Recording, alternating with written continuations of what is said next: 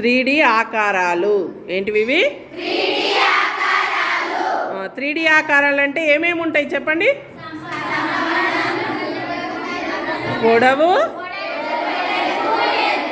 పొడవు, వెడల్పు, ఎత్తు 3 ఉంటాయి కదా.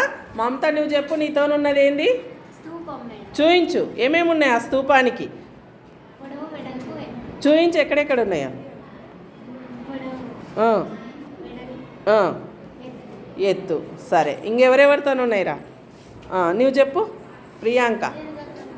దీర్ఘ గణము. Very good. నెక్స్ట్ నువ్వు చెప్పమ్మా, గట్టిగా చెప్పు. అర్ధగోళం. నువ్వు చెప్పురా పూజిత. సూపి కనబడతలేదు నాకు. ఏందది? శంకువు. నెక్స్ట్ శైలజ, గట్టిగా. అఖిల. శంకువు. దాన్ని కింద రౌండ్గా తీసేస్తే ఏం ఏర్పడుతుంది? త్రిభుజము. నీవమ్మ శారద, ఏందది?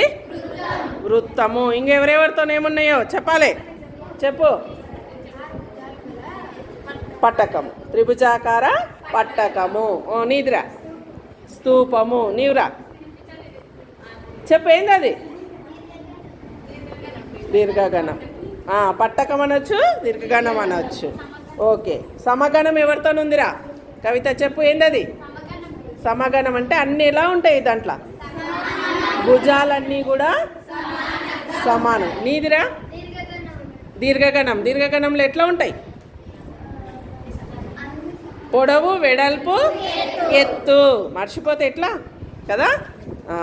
ఓకే బిడ్డ.